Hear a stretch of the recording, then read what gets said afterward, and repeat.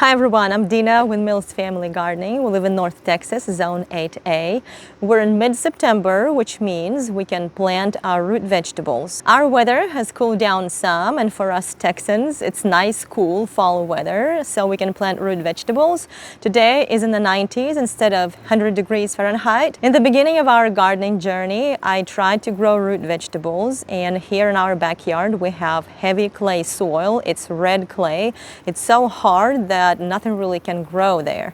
And I fertilized the soil. I did not put any amendments, and really nothing grew. We did not have any radishes, any beets. Radishes stayed the tiniest size. And that's when I realized I need to amend our heavy clay soil. And so today in this video, I would like to show you all how we amended our soil. That was probably a couple of years ago, or maybe 3 years ago. And that year we grew really good sized radishes, beets, turnips. So we have this in-ground bed that's approximately 4 feet by 8 feet. And this week I've been working on it. I've been amending the soil. We have amended the soil in the past couple of years, so it's not that bad. But I just wanted to show you all what we did to make this soil much better. And so what I did first, I removed all the drip irrigation lines so that they would not be in the way and I would not damage them with a shovel.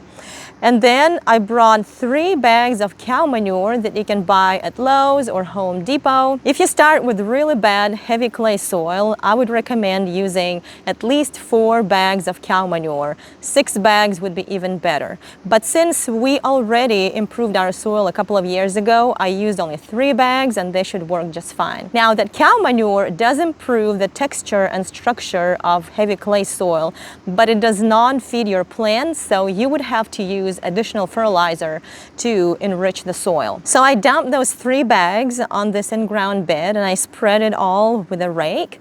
And after that, I simply, with a shovel, mixed all that manure with heavy clay soil, trying to go at least 6 inches deep.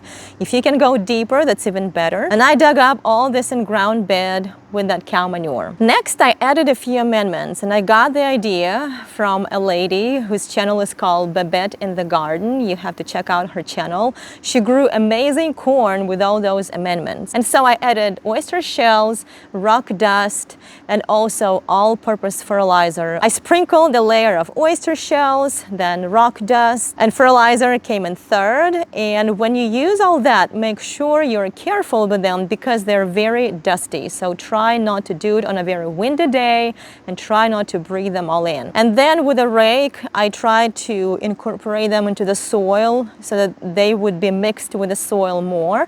But I did not use a shovel because I don't want all those amendments to go real deep in the soil. I want them to stay closer to the surface because root vegetables did not have very deep roots except for carrots.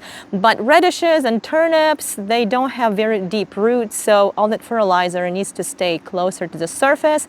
And when I water them, then it all will go down with the water to the roots of the plants. And after that, I watered everything to make sure it's all incorporated and so that the fertilizer would not be sitting on top of the soil dry. So I put all the drip lines back in their places, and you can see that they also mark lines for me, so I don't have to make separate lines. And I'm just going to go along each drip line. The emitters are spaced at 6 inches apart. If I plant radishes, I'm going to be planting radishes where the drip emitter is. Then 1 batch of radishes will go in between the drip emitters, and then the next one will go at the next drip emitter. That way, they'll be spaced about a couple of inches apart, and that's plenty of space for radishes. I'll be planting 6 types of root vegetables. One of them is not a root vegetable, actually. One of them is kohlrabi. It's in a cabbage family, but that's okay. They love cooler weather. And so the 6 vegetables that I have here are carrots, kohlrabi, beets, green radishes, French dressing radishes, and also Daikon radishes. And also you can see that we have 6 rows of drip lines here. So Each kind of vegetable will go with one row of drip line. Most of these root vegetables are planted in the same way. You plant the seeds at about 1/4 of an inch deep. Radishes should be spaced about 2 or 3 inches apart, and beets should be spaced at least 6 inches apart. And large radishes like green radishes, I'll space them about 6 inches apart also. Now with carrots, I will make a furrow or a small shallow trench, and then I'll sprinkle the seeds in the trench along the drip line. That way it will be much faster to plant, so I don't have to put tiny seeds in a hole every 3 inches. I don't cover carrot seeds because they're so tiny, they need light to germinate. So I'm just gonna keep them in the soil like that and simply water, and as I water, the water will push them down in the soil. Today is October 27th and our French breakfast radishes are ready. They look quite large, which means that we amended our soil pretty well. If you come closer, you can see a cluster of 4 radishes growing together, and they all are really good size. And all the radishes that I planted in this row, they all look this size. If we look here, let me pull out this one.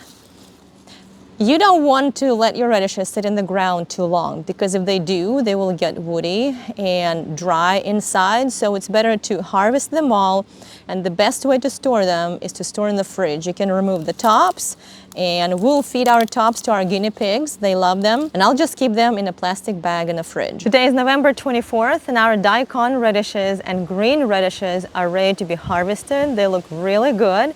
I'll have to use a spade to dig up the Daikon radish because they can go really deep in the ground, and if I pull them, then they might break. I can see one that's a really good size, so I'm gonna try to dig deeper. And here's our Daikon radish. Imagine growing that in clay soil. All that amendment that we did really worked. And now we're gonna pull out one of the green radishes. I think it's a Chinese variety of radishes. Actually, they have not grown to their full size just yet, but I thought I would just go ahead and pull them anyway because this is a decent size and I can make a real nice dish with it, with some pasta. It's delicious. Today is December 15th, and I think our carrots are ready to be harvested. I think they're a good size.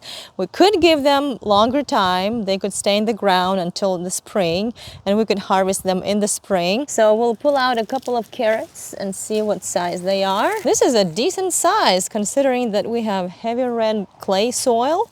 Let's pull out another one that's been growing next to it.